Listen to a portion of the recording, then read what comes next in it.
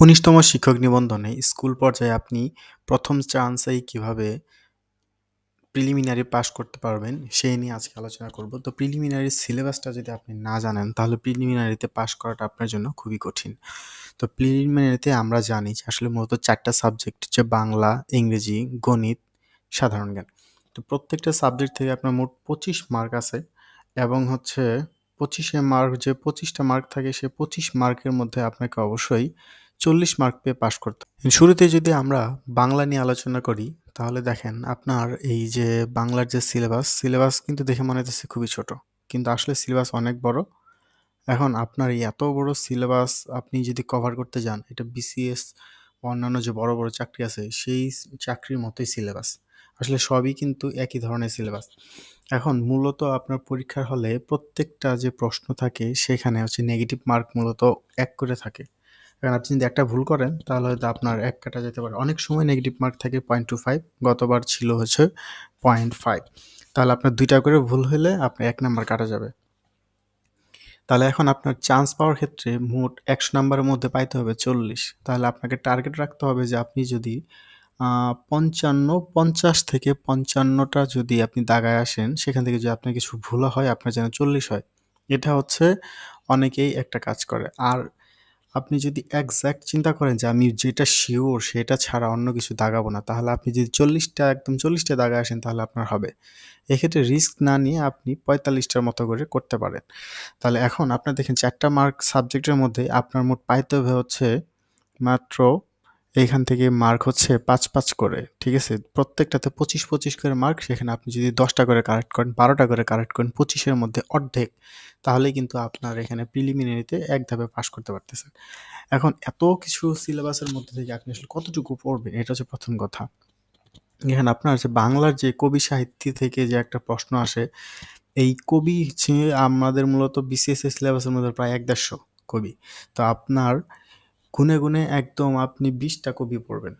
যেগুলো হচ্ছে খুবই কমন, যেমন রবীন্দ্রনাথ ঠাকুর, কাজী নজরুল ইসলাম, বঙ্কিমচন্দ্র চট্টোপাধ্যায়, এই ধরনের যে একদম খুবই কমন যে কবিগুলো আছে, হুমায়ূন আহমেদ, জহির রায়হান, এই ধরনের কবিগুলোর মধ্যে আপনি একদম গুনে ২০ টা পড়বেন। এর বেশি পড়ার প্রয়োজন নেই।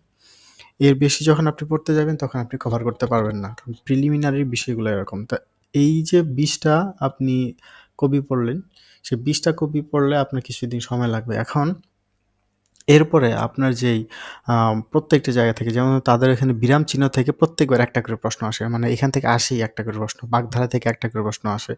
এখন আপনার হচ্ছে তাদের দেখেন সন্ধি থেকে প্রশ্ন আসে, কারক থেকেও আসে। মানে প্রত্যেকটা জায়গা থেকে সিলেবাসের মধ্যে মানে কোনোটাই আপনার বাদ দেওয়ার জায়গা নাই। এখন তাহলে আপনি কি করবেন? সর্বপ্রথম আপনার যে কাজটা হচ্ছে যে আপনি এর আগে যে প্রশ্নগুলাতে আসছে একদম ১ম এনটিআরসি থেকে দরকার নাই। আপনি পড়বেন হচ্ছে সর্বশেষ ৫ টা, ধরেন আপনি ১২ তম পড়া থেকে শুরু করবেন। ১২ তম এনটিআরসি থেকে এখন হচ্ছে আমরা ১৯ তমর জন্য মানে ১৮ তম পর্যন্ত, আপনি ১২ থেকে ১৮ পর্যন্ত আপনি এইগুলোর হচ্ছে প্রিভিয়াস প্রশ্ন শেষ করবেন।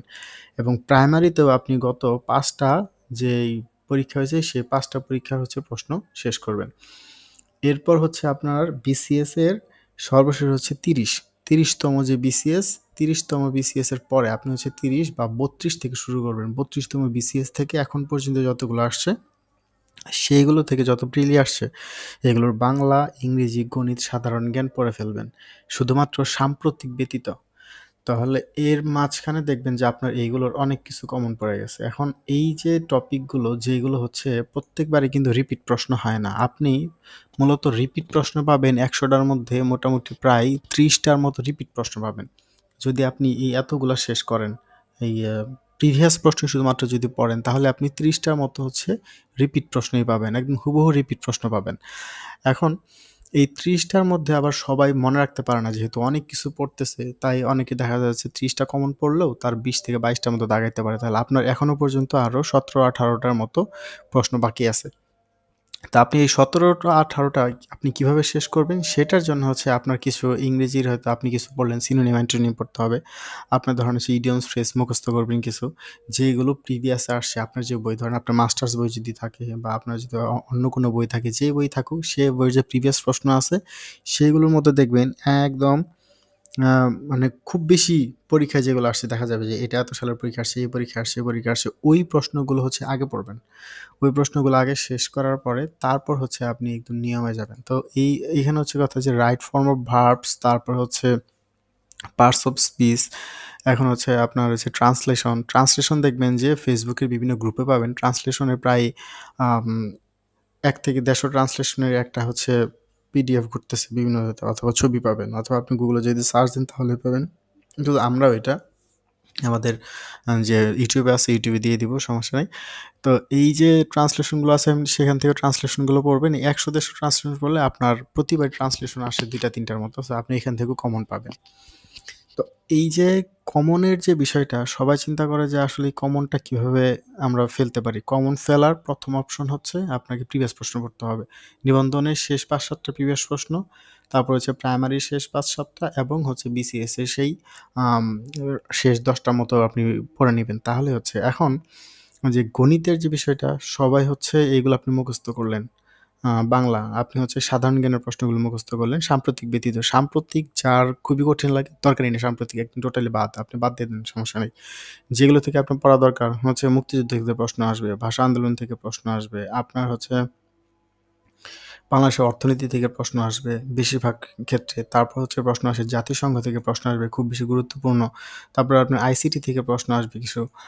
এই যে গুরুত্বপূর্ণ যে জিনিসগুলো আছে এইগুলো থেকে প্রশ্ন আসবে। এখন ধরেন বর্তমানে হচ্ছে রাজনৈতিক যে প্রেক্ষাপট, হ্যাঁ? জুলাই আন্দোলন থেকে প্রশ্ন আসবে। তারপর হচ্ছে সংবিধানের থেকে প্রশ্ন আসবে। কেন? কারণ সংবিধান নিয়ে এখন পরিবর্তন হইতেছে দেশে অনেক কিছু। সংস্কার নিয়ে প্রশ্ন আসবে। মানে এইগুলো থেকে আপনার হচ্ছে একদম এইগুলো খুব কমন টপিক। এরকম ১০-১৫ টা টপিক আছে যেগুলো খুবই কমন। আপনি শুধু এগুলাই পড়ে যাবেন। এগুলো পড়ে গেলে আপনি ৫-৭ টা প্রশ্ন এখান থেকে কভার করতে পারবেন।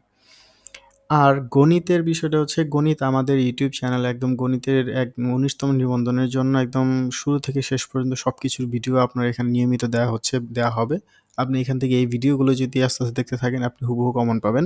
এটা নিশ্চিত থাকেন। আর আমাদের এখানে আসলে গণিতের জন্য যে আলাদা করে মানে সেক্রেট গ্রুপ করে যে আমরা আসলে আ কাউকে সাজেশন দিয়ে দেই ওরকম না। একদম সবকিছু ইউটিউবের মধ্যে শেষ করা হবে, এবং পরীক্ষার আগে, ঠিক পরীক্ষার আপনার মোটামুটি ধরেন হচ্ছে ১৫ দিন আগে আমরা একটা সাজেশন দিয়ে দিব। যে সাজেশন থেকে আপনি মোটামুটি ধরেন আমরা ৭০ থেকে আম ৮০ টার মতো অঙ্ক দিব। যে ৭০ থেকে ৮০ টার মতো অঙ্ক করলে আপনি মোটামুটি ১৫ থেকে ২০ টার মতো অঙ্ক কমন পাবেন। তো এইটা পড়তে পারেন। সো আমাদের এখান থেকে যদি আপনি একদম সব এখন হচ্ছে যেগুলো পাবেন, সেইগুলো পাওয়ার জন্য আপনার শুরু থেকে অঙ্কগুলো করতে হবে। নাহলে কিন্তু আপনি পরীক্ষার হলে গিয়ে অত দ্রুত শেষ করতে পারবেন না। এখানে দেখেন যতগুলো এখানে আছে, গড় আছে, লসাগু, গসাগু এগুলো যে আছে প্রত্যেকটা থেকেই কিন্তু প্রশ্ন আসে। একটা, একটা করে প্রত্যেকটা থেকে প্রশ্ন আসে। তো এখন এই প্রত্যেকটা প্রশ্ন আপনার যদি একদম বেসিক না থাকে, আপনি যদি শুধুমাত্র ওই সিলেবাস চিন্তা করে যে ৭০-৮০ টা ম্যাথ আমি যদি কভার করে যাই তাহলে ১৫ টা আসবে। কিন্তু আপনার ৭০-৮০ টাই কি আপনার মনে থাকবে যদি আপনি গণিত একবারেই না পারেন? যার বেসিক ভালো না। তো এই যে বেসিক ভালো করার জন্যই আমরা আমাদের যে ইউটিউব চ্যানেল আছে সেখানে কিন্তু অবশ্যই আপনাদের জন্য ভিডিও দিতেছি নিয়মিত। সো আপনি আমাদের চ্যানেলটি অবশ্যই সাবস্ক্রাইব করে রাখবেন এবং আমাদের চ্যানেলের সাথে থাকবেন। আমরা এখানে গণিতের যত ভিডিও আছে সেগুলো এখানে আপলোড করব, এবং আপনাদের যে সমস্যাগুলো রয়েছে যে অধ্যায়গুলোতে সেগুলো আমাদেরকে কমেন্টে জানাবেন। আমরা সেগুলো নিয়েও নিয়মিত ভিডিও করব। তবে এই প্রিলিমিনারিতে ৪০ মার্ক পাওয়া যেমন সহজ তেমন কঠিন। কারণ প্রিলিমিনারিটা অনেকেই ফেল করে শুধুমাত্র একটাই কারণ, সেটা হইতেছে যে মাত্র ৪০ টা ১০০ টার মধ্যে এটা তো পারবই। এই একটা চিন্তা করার কারণেই মানুষজন আসলে ফেল করে। তাই আপনাদের ১ম কাজ হচ্ছে বিসিএস এর প্রিভিয়াস প্রশ্ন শেষ করা, প্রাইমারির প্রিভিয়াস প্রশ্ন শেষ করা, এবং হচ্ছে নিবন্ধনের প্রিভিয়াস প্রশ্ন শেষ করা। তো আমরা যখন আমরা সামনের মাস থেকে হয়তো আ পরীক্ষা ব্যাচ শুরু করব। যেখান থেকে হচ্ছে আপনি নিয়মিত পরীক্ষা দিতে পারবেন। আপনি যদি পরীক্ষা ব্যাচে যে পরীক্ষাগুলো নিয়মিত দেন টপিকের উপরে, তাহলে আপনি এই পরীক্ষা ব্যাচের পরীক্ষাগুলো দিয়ে আপনার এইগুলো সব টপিক কাভার হয়ে যাবে, এবং আপনি যা শুধুমাত্র পরীক্ষা হবে আমাদের এখানে মোট ১০০ টা পরীক্ষা নেব আমরা। সো ১০০ টা প্রশ্ন যদি আপনি পরীক্ষা দেন, তো ১০০ টা পরীক্ষা দিলে আপনার প্রিলিমিনারিতে ৪০ মার্ক আপনি এমনিতেই পাবেন। সো সেইজন্য আপনারা আমাদের চ্যানেলের সাথেই থাকুন, এবং খুব আ আ প্রস্তুতি যদি আরো ভালো মতো নিতে চান তাহলে আপনি রিটেনের জন্য কিছুটা আপনার যে সাবজেক্ট সেই সাবজেক্টের রিটেনের জন্য প্রস্তুতি নিবেন। সো আমাদের এখানে রিটেনে শুধুমাত্র আমরা আইসিটির যে রিটেন রয়েছে, সেই আইসিটি রিটেনের আ ক্লাসগুলোই করাবো, এবং আইসিটি রিটেনের কোর্স থাকবে। তবে সেটা খুবই অল্প, যেটা আপনার অন্যান্য জায়গায় ১,০০০, ২,০০০, ৩,০০০ এরকম না। আমাদের এখানে খুবই কম। ৳২০০-৩০০ টাকার মধ্যেই আপনাদের আমরা রেডি করব যেন সকলেই সেটা অ্যাফোর্ডেবল হয়। এবং প্রিলিমিনারিতে আমরা শুধুমাত্র গণিতের যত ভিডিও আছে সেগুলো আমাদের ইউটিউব চ্যানেলে সকলের জন্য ফ্রি থাকবে। আমরা শুধুমাত্র যে পরীক্ষা একটা ব্যাচ থাকবে, যে পরীক্ষা আপনি যদি পরীক্ষা দিতে চান তাহলে অবশ্যই, আর পরীক্ষা না দিতে চাইলেও সমস্যা নাই। সো আমাদের এই পরীক্ষার ব্যাচে যারা থাকবে তারা অবশ্যই এখানে, পরীক্ষা ব্যাচে যারা থাকে তারা অবশ্যই মানে নিশ্চিতভাবে মনে করেন প্রিলিমিনারি পাস করে। তো আপনারা আমাদের চ্যানেলের সাথেই থাকুন। ধন্যবাদ।